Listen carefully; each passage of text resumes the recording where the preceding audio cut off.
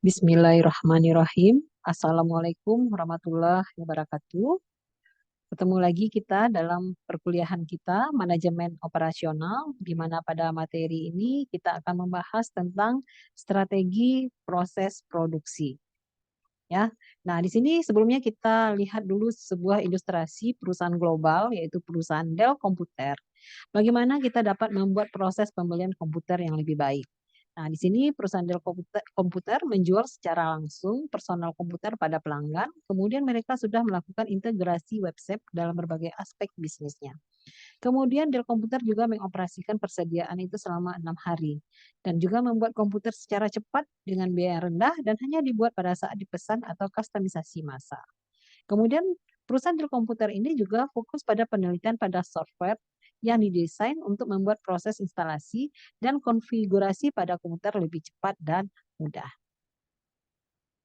Selanjutnya, pengertian dari strategi proses. Nah, apa itu strategi proses? Nah, strategi proses atau proses strategi atau strategi transformasi adalah sebuah pendekatan organisasi untuk mengubah sumber daya menjadi barang dan jasa. Tujuan dari strategi proses adalah menemukan suatu cara memproduksi barang dan jasa yang memenuhi persyaratan dari pelanggan dan spesifikasi produk yang ada dalam batasan biaya dan batasan manajerial lainnya. Proses yang dipilih akan berdampak jangka panjang terhadap efisiensi produksi serta fleksibilitas biaya dan kualitas barang yang diproduksi. Ada 4 strategi proses. Yang pertama adalah fokus kepada proses, fokus berulang, fokus pada produk, dan juga fokus secara kustomisasi massal. Nah, sekarang kita bahas dulu tentang strategi fokus kepada proses. Nah, ini adalah sebuah fasilitas produksi yang diorganisasikan di sekitar proses-proses untuk memfasilitasi produksi bervolume rendah, tetapi keragamannya tinggi pada tempat yang disebut dengan job shop.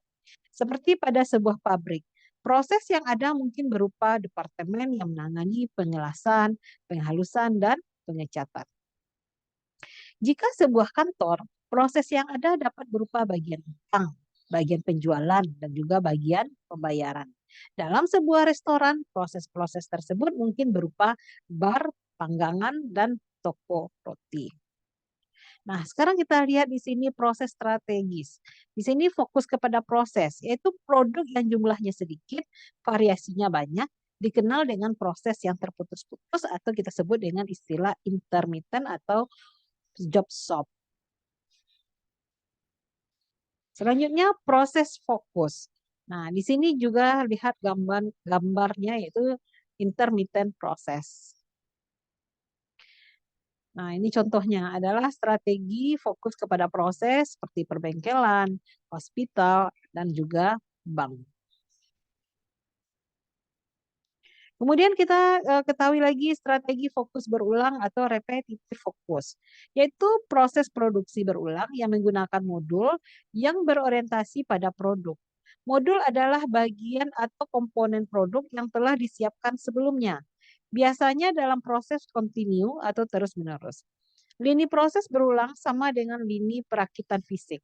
Lini ini digunakan secara luas di hampir seluruh perakitan mobil dan peralatan rumah tangga. Lebih terstruktur dan karenanya lebih tidak fleksibel dibandingkan dengan suatu fasilitas yang berfokus kepada proses. Kemudian strategi fokus berulang. Nah, strategi fokus berulang itu proses ini banyak digunakan pada perakitan kendaraan bermotor dan peralatan rumah tangga karena memiliki struktur yang lebih dan fleksibilitasnya kurang dibandingkan dengan fasilitas yang difokuskan kepada proses.